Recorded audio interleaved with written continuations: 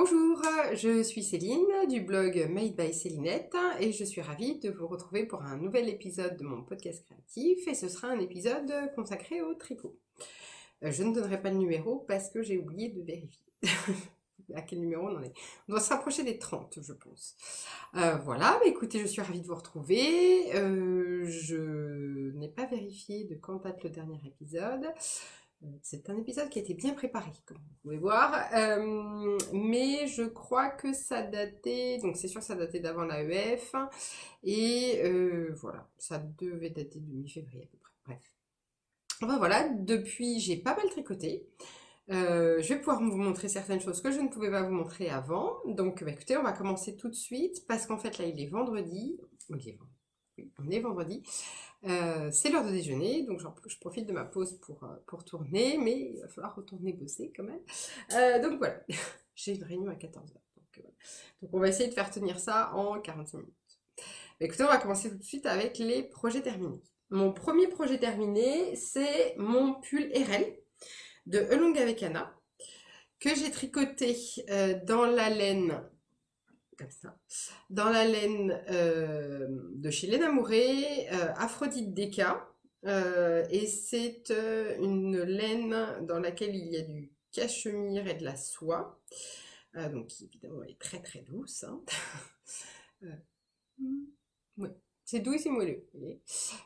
Et en fait la soie fait que c'est le rendu est légèrement brillant, mais comme c'est une base dans laquelle il y a moins de soie que dans sa base Hermès, eh bien, le rendu est quand même moins shiny, on va dire, que celui de Hermès. Et la couleur, c'est du corail aux lèvres. J'avais acheté 5 écheveaux pour faire ce pull, et vous voyez, il me reste tout ça. Du dernier écheveau, je l'ai à peine entamé, mais clairement, en 4 écheveaux, j'aurais été trop court, donc j'ai bien fait d'arracher un écheveau supplémentaire. Et ce que je vais faire, c'est que au fil de la Manche, où je vais aller en avril, je vais acheter un écheveau supplémentaire de cette couleur pour faire la version enfant du RL pour Alice. J'ai calculé qu'avec un écheveau supplémentaire et ceux qui me restent, j'aurai assez pour lui faire la taille 2 ans. Bon, je ne commenterai pas le fait que ça me... de commencer à dire que je fais des pulls en 2 ans pour Alice. Mais ça sera pour l'hiver prochain, et l'hiver prochain elle aura 2 ans. Et voilà, voilà. Tout va bien. Donc voilà, donc je l'ai fini. Là, donc le pull RL, hein, il est très connu évidemment. Tout le monde sait qu'il se caractérise par ce point texturé. Voilà, qui ressemble à des tout petits pissenlits, beaucoup plus petits que ceux qui sont sur le dandelion. Voilà, et qu'en fait, il y a plus de points en bas et que ça part en dégradé vers le haut. Voilà. Donc moi je l'ai fait dans une taille correspondant à mon tour de poitrine. Moi je fais 92 de taille de poitrine. Donc souvent je prends 95. Voilà. Voilà. Hop. Donc vous voyez qu'il y a un beau drapé grâce à la soie, hein. Je vais le passer. Vous voyez. Donc c'est un pull qui est boxy, hein. Et alors ce qui est génial dans ce pull, c'est que grâce au point, on ne voit pas du tout passer le corps. Parce qu'en fait, on le tricote de bas en haut. Voilà. Vous voyez, on voit qu'il est petit, hein. Hop, il y a un peu d'aisance.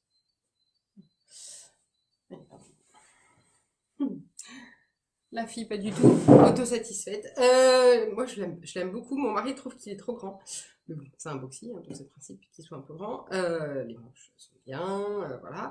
Donc il y a des petits détails de côte-torse. Ou alors c'est moi qui ai changé. Je crois que c'est moi qui ai changé pour faire des côtes torse, alors que dans le modèle, c'est des côtes normales. Mais moi, j'aime beaucoup le rendu des côtes torse, donc sur les modèles que je fais pour moi, je fais toujours des côtes torse, sauf quand je fais des tests, voilà, et là où je fais ce qui est écrit. Mais voilà. J'aime bien, je trouve que la définition du point est beaucoup plus belle. Je l'ai tricoté soit en 3,75, soit en 4. J'arrive plus à me souvenir. Là, ça y est, ma nouvelle résolution, c'est Ravelry pour les fiches projets. Voilà, donc je l'ai tricoté très vite. Je l'ai tricoté en 15 jours, je pense. Déjà parce que c'est des grosses aiguilles, 3,75 ou 4 je crois. Donc ça va assez vite, hein, forcément. Puis vraiment ce côté là, les points en bas, comme il y a des répétitions de points, on a toujours envie de passer à la répétition suivante. Donc vraiment le corps se tricote très vite. Et puis une fois qu'on est là, on a vite fait de faire le haut. Et puis les manches comme elles commencent là. Voilà. Elles sont, voilà, ça va vite à faire aussi. Donc vraiment un modèle canon, la laine, une folie.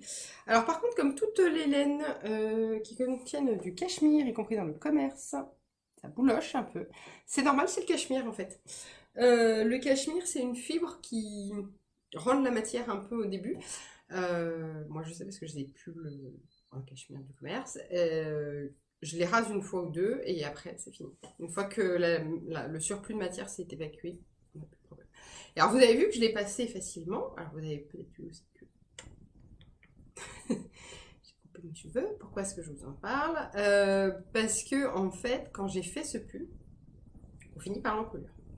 Vous voyez, et voilà, assez près du cou.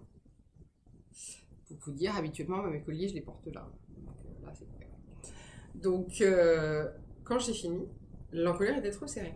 Donc, au début, j'ai eu une grosse flemmasse de refaire. Mais du coup, je le portais pas. Parce que je devais retirer mes lunettes et ma queue de cheval, enfin, me détacher les cheveux pour pouvoir enfiler le pull, ce qui me saoulait. Donc, je ne le portais pas. Donc, ce que j'ai fait, c'est que j'ai défait un rang de côte et que j'ai fait un surprisingly elastic bind off là, Jenny's surprisingly elastic bind off, pour vraiment gagner en élasticité de l'encolure. Et là, vous avez vu, j'ai pas de problème pour l'enfiler, même si je ne m'attache plus les cheveux. Hop, ça passe largement, y compris avec les lunettes. Donc voilà, donc c'est un pull qui se tricote de bas en haut. Et il s'est un peu détendu au lavage, ce qui fait qu'il est un peu plus long que je ne l'avais tricoté, mais ça ne me gêne pas. Normalement, il est censé être pas cropped, hein, il n'arrive pas au nombril, hein, mais Anna l'a conçu pour qu'il soit un petit peu court pour pouvoir faire passer un t-shirt qui donne un côté un peu plus moderne à ce genre de forme assez large. Mais moi, il s'est un peu détendu, mais moi ça ne me gêne pas, c'est plus comme ça que je le prends. Sinon, une laine très jolie qui vraiment fait un bon point assez régulier, sauf à certains endroits où il y a une petite épaisseur du fil, mais bon, ça c'est la matière. Donc voilà. J'ai alterné mes écheveaux. Ouais. En fait, j'avais 4 écheveaux du même bain et le 5e écheveau n'était pas du même bain parce que je l'ai commandé après. J'avais 3 écheveaux qui étaient relativement pareils en termes de couleur. Et 2 écheveaux qui étaient un plus foncé que les 3 autres et un plus clair que les 3 autres. Et donc du coup je me suis dit bon, alors je vais garder 2 des écheveaux de même couleur on va dire pour faire les manches, parce que je voulais que les manches soient le plus uniforme possible. Vous vous souvenez sans doute de mes déboires avec le Mahonia de Marie-Amélie où j'avais été obligée de défaire, etc. Donc là je me suis dit bon, je vais garder les écheveaux les plus unis, enfin, qui se ressemblent le plus pour les manches, pour que les deux manches soient pareilles.